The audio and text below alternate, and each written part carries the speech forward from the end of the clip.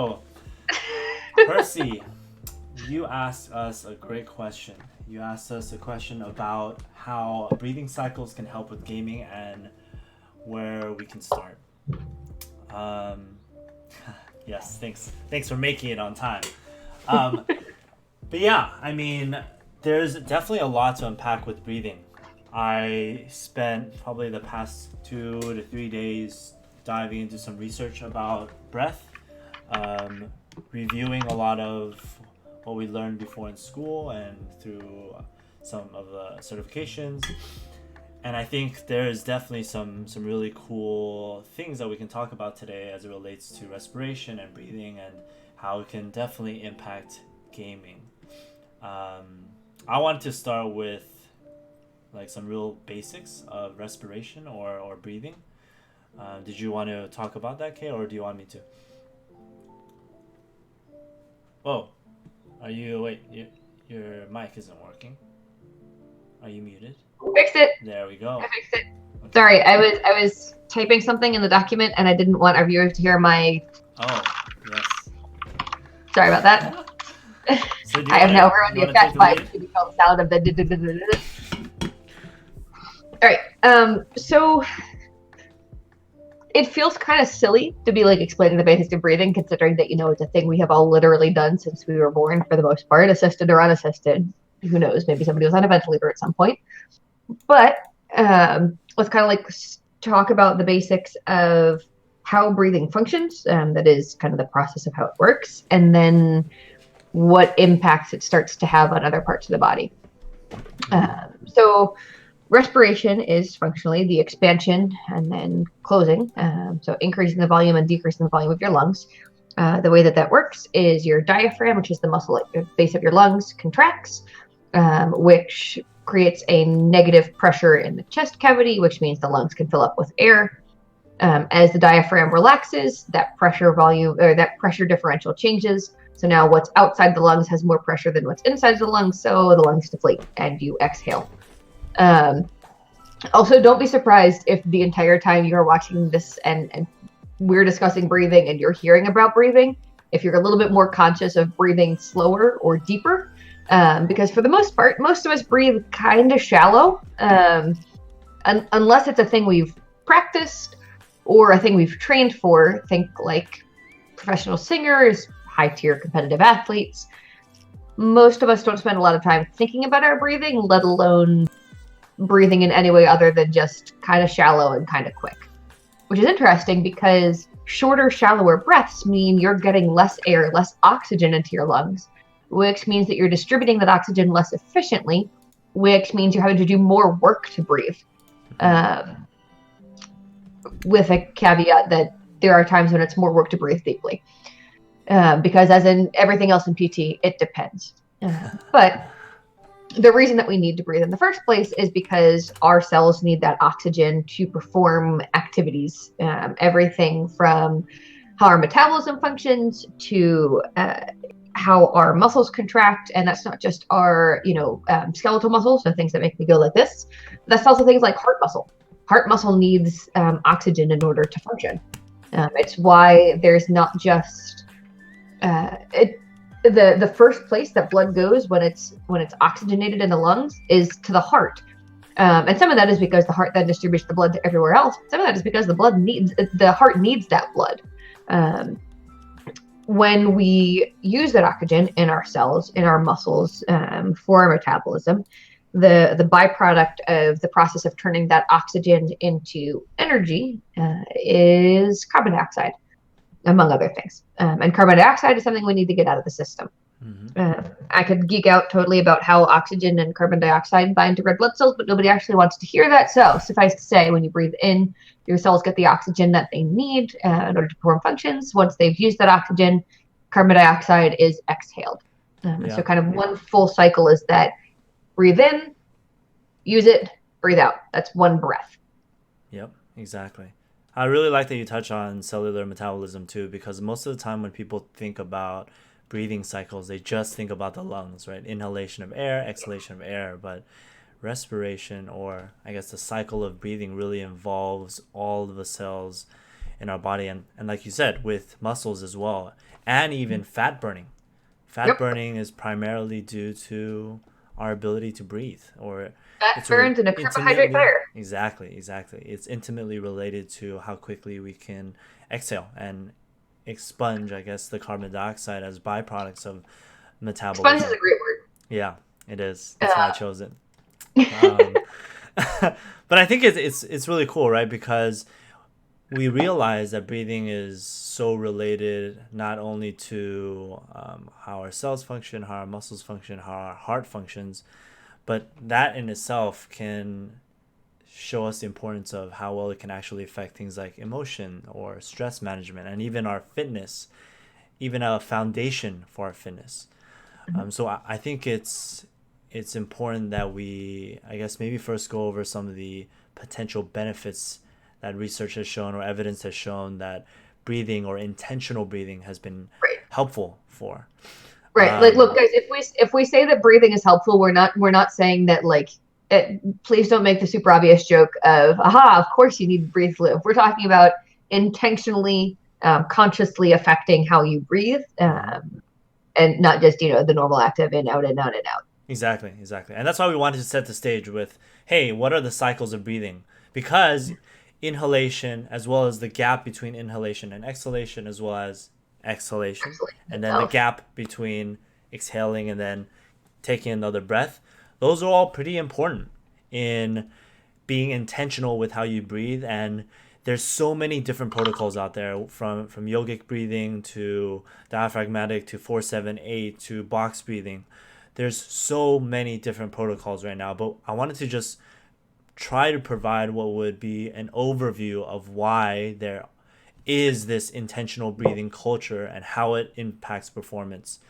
And I think at a very basic level, it comes down to a discussion of how it affects our perception of stress, or the autonomic nervous system, our fight or flight or rest and digest system. So when we talk about fight or flight, that's when and actually you're amazing at describing this. So maybe you can give a highlight of the fight or flight and Okay. rest and digest systems, and I'll have a Sure. little drawing ready to go.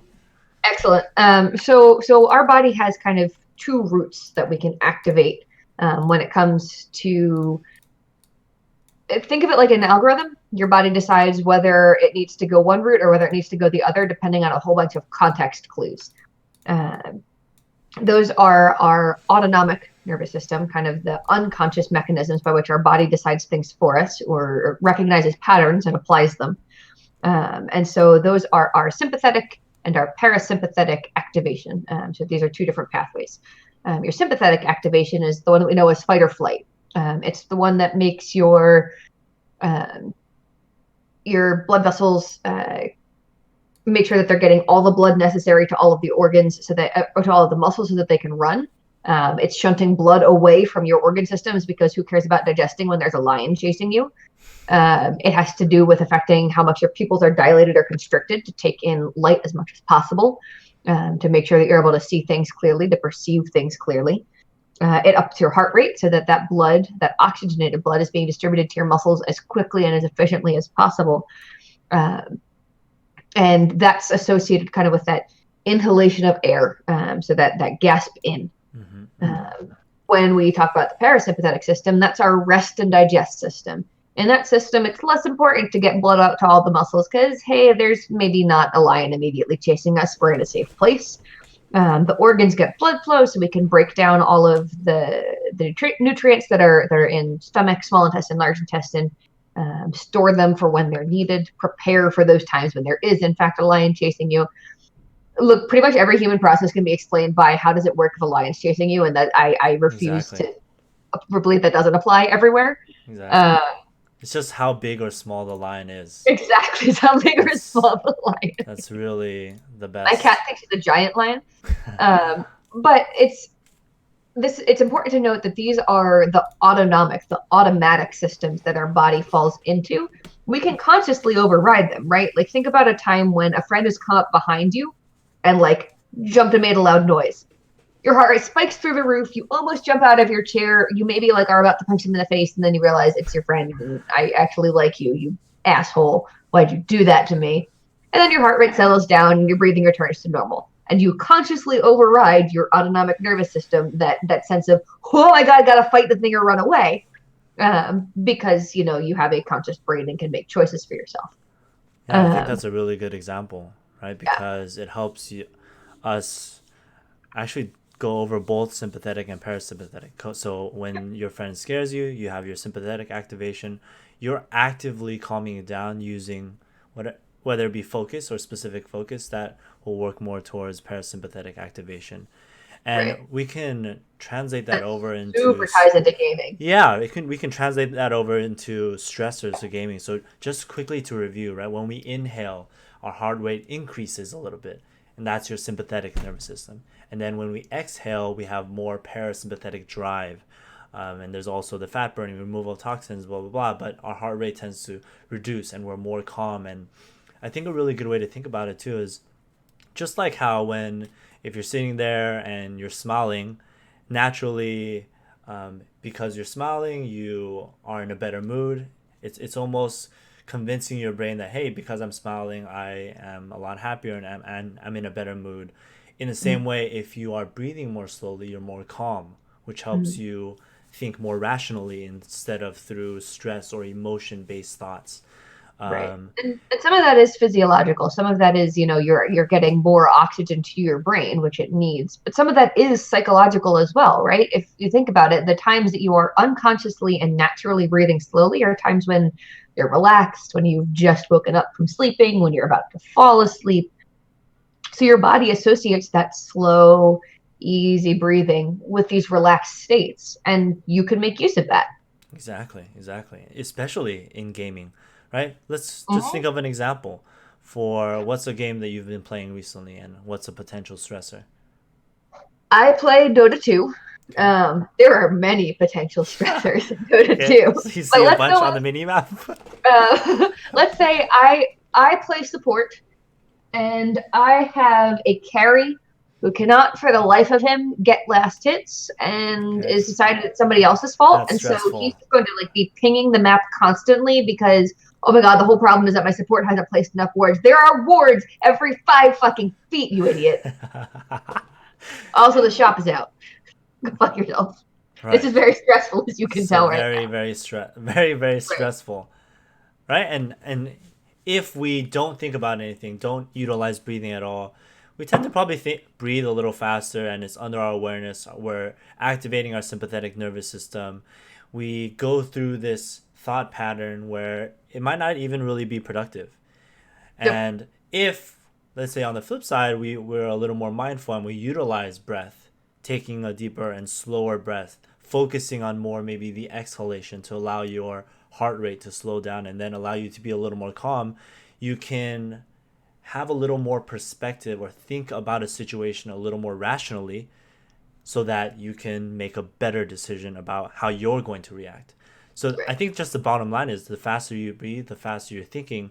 If you're in a Mhm. situation that's you're very stressful or you're extremely stressed, then hey, of course you're gonna immediately go with a belief that's gonna cause you maybe to be frustrated. You make some mistakes, and then you deal with more cognitive stress. But if you Right. slow And it when we talk down, about the sorry, go ahead. faster you're breathing, the faster you're thinking, we're not saying that like you become able to process more efficiently as in you're thinking faster. It's more your thoughts are racing by more quickly. Mm-hmm. And so you just seize on the first one that comes to the forefront, or you make a decision very without processing it, Exactly.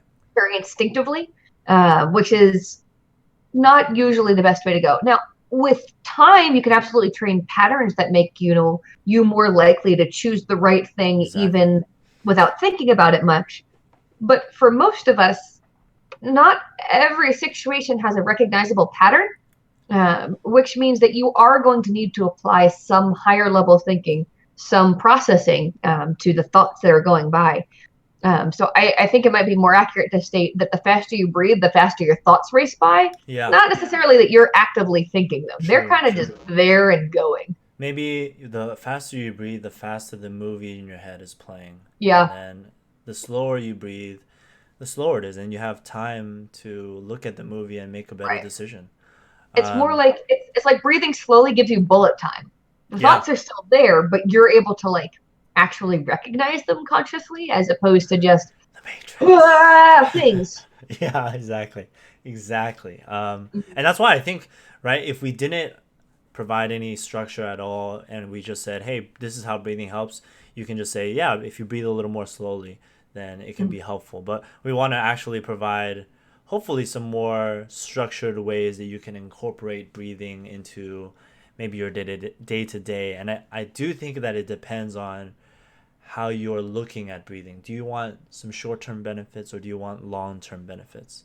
Because there have absolutely been some studies that have shown that with consistent training of your breathing, and you can think of it as a skill, it can affect your ability to manage stress, your ability to focus too, activating certain parts of your brain.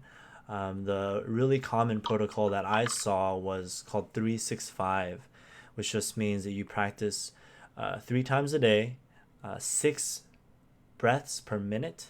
So you can think of it breathing 5 seconds in, 5 seconds out, or 4 seconds in, 6 seconds out for a total of 6 breaths per minute. And then you do that for 5 minutes. And in that way, you can actually think of it like, hey, the more that I'm breathing, and ideally you're doing what we call diaphragmatic breathing, where you're breathing into your belly, pushing or utilizing that diaphragm that Kate was talking about, in order to, well, my drawing just disappeared. In order to train it and really allow it to develop further and drive more activation into the phrenic nerve, which controls this diaphragm. So I think, let's say we wanted to improve it short term. And in the short term, I think that means that if we have a stressful situation, how do we better manage it? And that means coming up with a quick protocol for yourself. Hey, take a 4 by 6 breath or take a 5 by 10 breath. And setting that as a system for every time you are feeling stress and allowing yourself to think through it to make better decisions overall repeated throughout a day. Right. And Like anything else, it's a matter of making it a habit, which is going to take time. So if you make it a habit in situations where you're already calm, or you consciously remind yourself when you're feeling stressed to do it, over time, that will become your instinct when you're in a stressful situation when your heart rate spikes and you feel anxiety or stress. After, time spent practicing this, making this a habit, your body's instinctive response is going to be that 5 second in, 5 second out, or 4 second in, 6 second out, slower breath, which gets you more oxygen. The other thing that Matt was talking about with hopefully it's diaphragmatic breathing, the reason for that is most of us, if we're taking breaths in, you're probably breathing into your chest, the upper part of your lungs, which is fine. That they also process oxygen just fine up there. But you've got a whole bunch of lung space, a whole bunch of volume that you can fill. And you're kind of wasting that space if you don't take time to breathe into those lower parts of your lungs, the lower lobes as well. So consciously taking time to breathe in differently, to breathe in and fill your belly as well as your chest with air. At least that's kind of like the cue I use in my head. That makes sure that you're getting even more oxygen in, and it means that you're going to have to breathe slower to do it because you're just going to take longer to fill your entire lungs. And as a consequence, it takes you longer to breathe. exactly. I think the long term discussion is a little different, and I I'm gonna try incorporating a little drawing to help you guys better understand this concept. Oh my So, God, Matt's drawings. yep. But This, this this could time, go. This this could be this interesting. could go really well or just really terribly. But Excellent. here we One of go. these two. Okay, so the way I think we should think about it long term is that, um, and I recently released this video about this health bar, and how it relates to our health. And you guys can think of in the beginning of the day, you are at full HP. You got a good rest, some good sleep. You are at full HP. And throughout the day, you experience a lot of physical and cognitive stressors, right? And that could be, hey, like a lion's chasing me. My friend is creeping up behind me, is jumping at me. My solo or the carry is not doing his job and is terrible at CS. And or in Fortnite, I'm an endgame and I have to tunnel to the next zone. That's adding a lot of stress here, right? That's a lot of sympathetic activation here.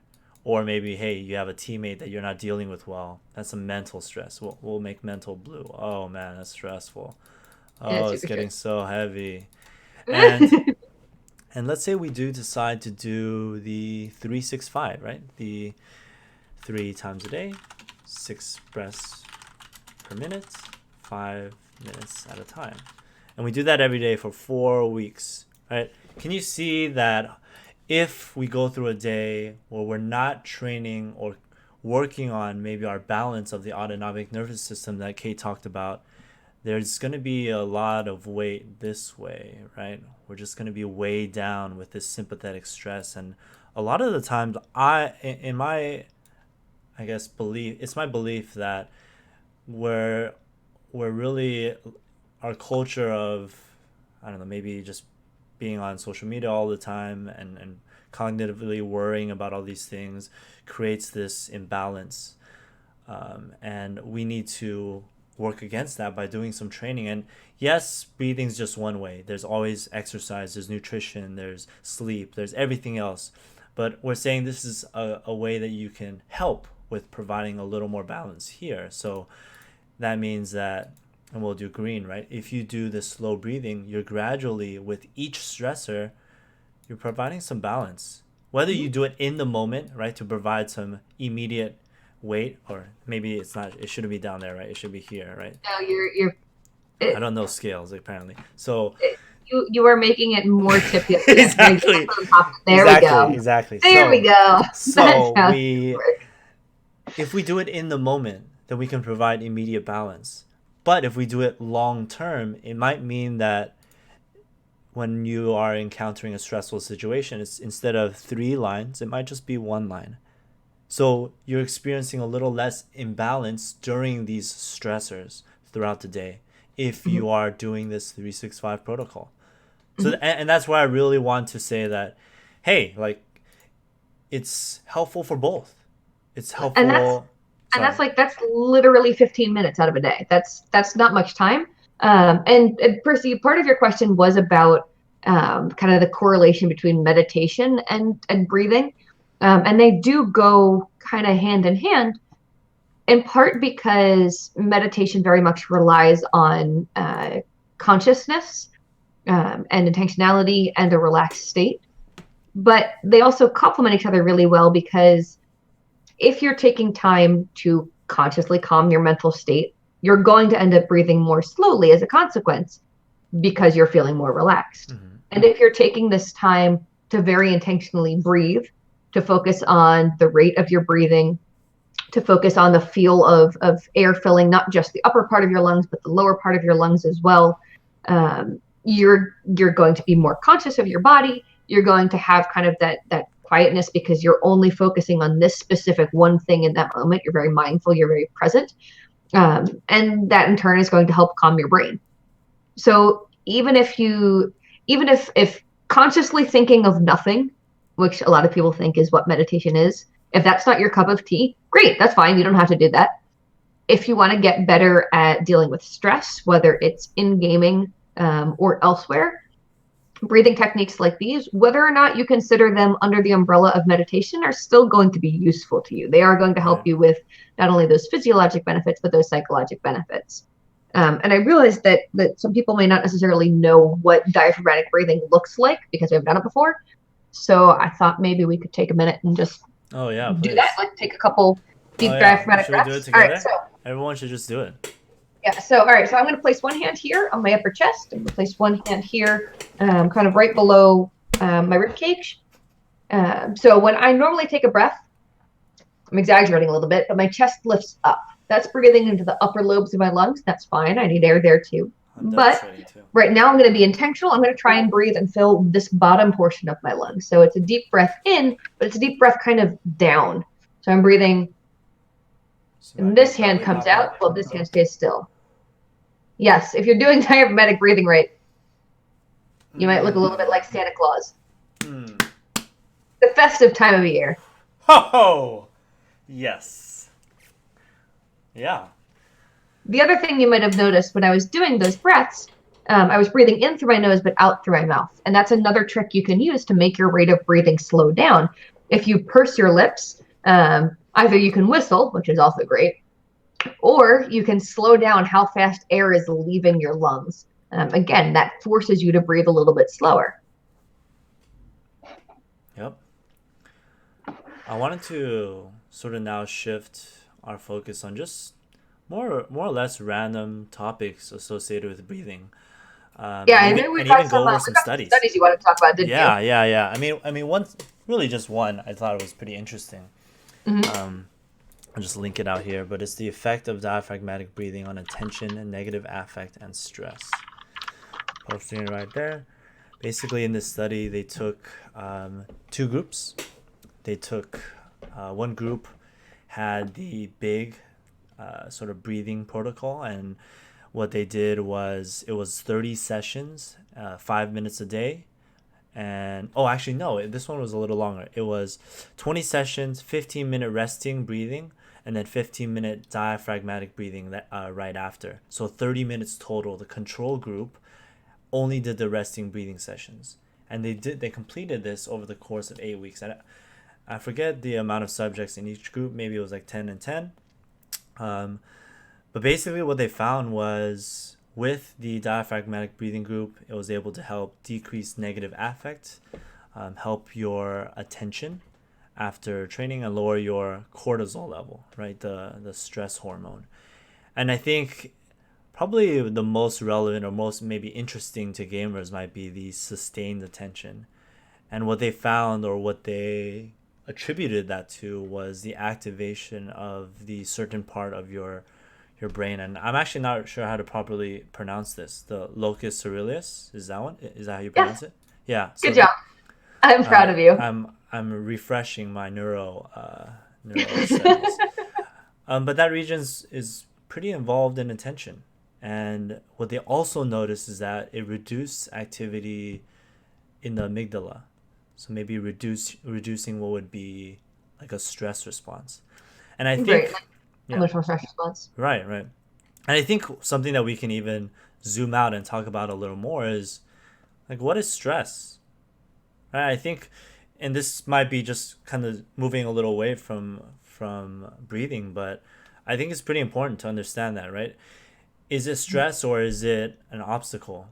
And is Mm-hmm. the perception important for us to, maybe make better decisions, right? If we perceive something in game as just something that's pretty normal and it's just something that we have to overcome, they've shown in research that that provides better overall management of your emotions and management of stress, versus if you perceive it as something that's dangerous, or perceive it as something that is going to affect you negatively. So that's why it's important, yes, to develop some breathing techniques, but also understanding a little more about your own thought processes and how you perceive the things that you're experiencing, because all of those together can help you move a little closer to what would be optimal performance. Right. And it's really important to make it clear that breathing is not a cure-all for anxiety or for stress, and to kind of assume that it is really leaves out a lot of nuance, especially related to how brain chemistry works.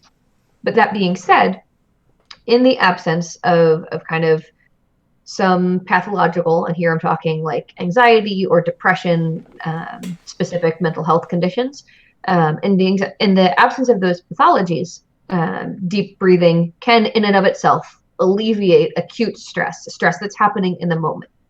In the long term, a pattern of consistent good oxygenation, that is intentional deep breathing over time, paying attention to your own thought process, being present in the moment, can help with managing anxiety as well, pathological or not. Um, if your anxiety is kind of more generalized and stemming from something more than just something in game startling you or a stressful moment that's occurring, then of course breathing is not going to fix everything, and it's not expected to. But when we're specifically talking about the kind of acute stress you experience while gaming, deep breathing will definitely help. When we talk about the ability to respond to stressful situations consistently over time and find them more manageable, yeah, breathing can help with that too. And in turn, knowing your thought processes better, which again ties into how breathing and meditation can be correlated and kind of complementary to each other, that can make it so that situations are perceived by your brain as less stressful in the first place, which is what Matt was getting at. Exactly. That is so taking that time to understand your thought process, taking that time to recognize how your brain responds to stimulus, that's going to make it so that you don't have to rely so much on in the moment tools because your brain will have automatically done them for you. Absolutely. Yeah. I mean, I love everything that we talked about today. Maybe we can do a quick rundown. So, All right, quick rundown. what we did in the very beginning was we chatted a little bit about the overall respiration cycle, inhalation, exhalation, then went over a little bit how it's involved in cellular metabolism. Then we talked a little bit about the benefits, whether it be psychological or physiological. And then we explored a little more into relating it to gaming and how it can have short or long term benefits depending on what you're trying to achieve. You can address immediate stressors, or you can develop some resiliency over time by performing what would be the 365 protocol. And I think some of the initial action steps that you can take are creating some systems or habits around the shorter term benefits as well as the longer term benefits. Um, Setting up a little schedule for yourself to do that 365, or understanding that every single time you're going to be experiencing a stressful situation, you already have a flow chart or understanding of the exact steps that you're going to take to help you make a better decision. Meaning, situation occurs, I always perform 4-6 breathing 3 times so that I can calm myself down and think through what to do, and then I'll make my decision from there. That's the habit you should try to build for short-term benefits. And then long-term, again, you got your 365. We talked a little bit more about the bigger picture. Use it as a tool, not a panacea. It's all. I really do think breathing is foundational, though, Yeah. as much as sleep is too. If we can control our breathing, we can control our response to stress, even better control our neuromuscular system. So I absolutely believe that we all should be doing this, but a lot of the times, because of how breathing is maybe associated with yoga, and there's just certain connotations with doing some breathing or meditation practice that seems woo woo, but there is a lot and more research getting into this space, allowing us to utilize it as a additional maybe like 5 to 6% benefit for you, as a gamer, as a professional gamer, or just a casual gamer, or even just someone that wants to improve or better manage their stress throughout the day. So, Percy, and also performance coach Carl, thanks for stopping in and addressing some immediate concerns from Percy. Hopefully, you guys learned a lot. Thanks for tuning in. Kate, did you want to add anything? I think you wrapped it up pretty well. Awesome. Thank you guys All again. right, This is going to joining us, go guys. on our YouTube. Yeah, adios. All right, have a good night.